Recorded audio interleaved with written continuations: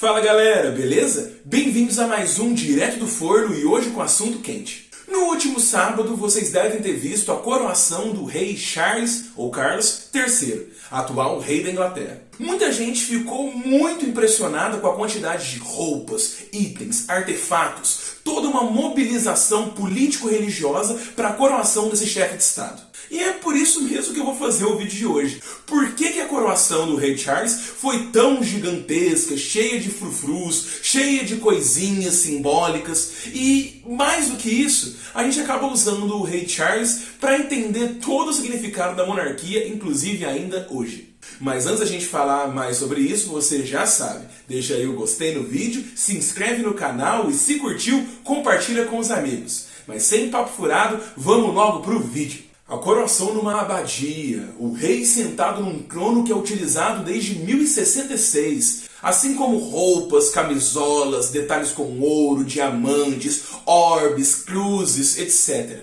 A coroação do rei Charles III deixa muito claro a figura que ele é na Inglaterra e sua importância que vai mais na arena política. A gente não pode esquecer que o rei Charles, ele também é o líder da igreja anglicana. Do mesmo jeito que ele está sendo coroado rei, na prática, é como se ele estivesse sendo coroado papa da igreja anglicana. E tudo isso tem uma grande questão estética. Nós temos símbolos, nós temos pessoas que fazem atos em ordens estabelecidas, nós temos discursos, nós temos ritos que estão ali há séculos. E tudo isso está muito ligado à ideia própria da monarquia. Se você pegar as ideias mais clássicas e também os exemplos mais antigos de monarquia na história da humanidade, a gente sempre vai ter várias pequenas questõezinhas que colocam um elemento de diferenciação do monarca em relação ao resto da população. E isso é o que faz realmente um monarca. A diferenciação é crucial. Afinal de contas, ele é o líder. Ele precisa se estabelecer perante uma certa população para colocar a sua autoridade, as suas ordens, o seu convencimento. Se a gente pegar, por exemplo, líderes da Mesopotâmia, ou mesmo cerimônias para colocar o faraó no Egito, ou mesmo inúmeras outras sociedades que vão ter um rei, e claro, em determinados conceitos e contextos, já que nem todo rei em toda época é igual, a gente vai ter vários ritos que mostram esses elementos que são importantes e continuam até o rei Charles. Quando ele está ali colocando várias roupas com muitos simbolismos e significados, ele está se diferenciando. Mas não só. Quando ele está ali sendo cercado por sacerdotes e mesmo figuras da família real ou convidados para fazer a cerimônia, ele está colocando ali uma hierarquia, onde ele é o topo.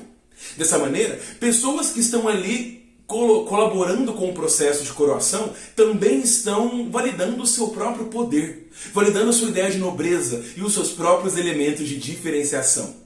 Isso é uma coisa muito curiosa porque estamos trabalhando numa temática que sai da esfera humana e entra numa esfera simbólica que se comunica com a política. Kantorovix, que é um dos maiores historiadores nesse sentido e faz obras muito clássicas, mas também muito antigas, coloca que existem duas figuras do rei. Nós temos a figura humana, que é ele de carne e osso, que tem todos os seus paradigmas e complicações práticas. Por exemplo, um rei que não tem filhos, um rei que morre, etc. Mas principalmente o segundo corpo do rei. O corpo simbólico. O corpo que está ligado às crenças da população em torno dele. Um rei que está ali simbolizando muito mais do que apenas a sua própria humanidade. No caso da monarquia inglesa, esses dois corpos do rei do Kantorovix aparecem com muita clareza, porque nós temos uma sistematização muito definida de como é a coroação e como é a monarquia. Várias pessoas dependendo desse esquema de poder, um rei que se diferencia, tudo isso acaba gerando uma diferenciação da própria humanidade e que acaba precisando de ter vários simbolismos para se pautar. E dessa maneira, a coroação ela precisa ter todos esses frufrus, até porque ela convence nesse sentido. É uma cerimônia na prática religiosa. Não à toa o rei é ungido, ou seja, derrama-se sobre ele um óleo sagrado, que faz com que ele seja na prática uma conexão quase divina com o mundo dos homens. Então tudo isso faz parte da própria estrutura de poder e da cultura política relacionada a como um rei deve governar e como ele vai se pautar para ser respeitado. Quando você coloca um rei como um ser divino, você inibe a competitividade. Como é que você vai competir com um rei se ele é quase um deus aqui na Terra, ou representa um deus aqui na Terra? Hoje em dia, isso, obviamente, já não tem mais o mesmo peso do que no passado. Hoje em dia está muito mais ligado a ritos e tradições, que mantêm essas ideias. Porém, no passado, a gente vai ter essa ideia muito forte de monarquias ligadas a elementos religiosos. O rei como um elemento defensor do cristianismo. Um rei que vai ali manter o reino dos homens e, como dizia o filósofo Santo Agostinho, guiar os homens da cidade dos homens para a cidade de Deus. Então a gente tem várias questões em torno da monarquia que colocam um rei num caráter moral, um cara que guia, um rei que é quase um pastor.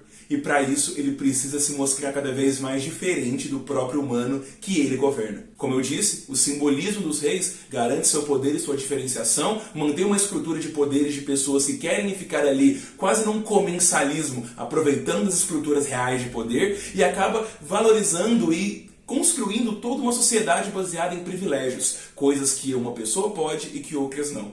Então assim, mais do que simplesmente o rei, toda a estrutura de nobreza e de pessoas que se beneficiam da monarquia está ali estabelecida. Lembrar que monarquia não é só rei, mas sim todo mundo que depende desse poder. Então, é interessante entender como o Rei Charles continua essa dinâmica e continua, até porque a Inglaterra governou por muito tempo grande parte do mundo, teve colônias, etc. Aí ele essa forma mantém o respeito de uma Inglaterra que está cada vez mais esquecida em termos de Brexit, em termos de diminuição do papel global, militar, econômico, enfim.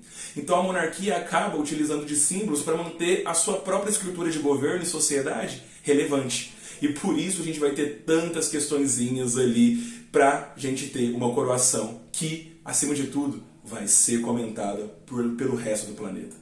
E é isso, galera. Um vídeo curto aqui para falar dessa questão que parece óbvia, mas ela esconde muita história e muitos construtos de significado. Espero que tenham gostado e eu vejo vocês semana que vem com mais um Direto do Forno. Até lá!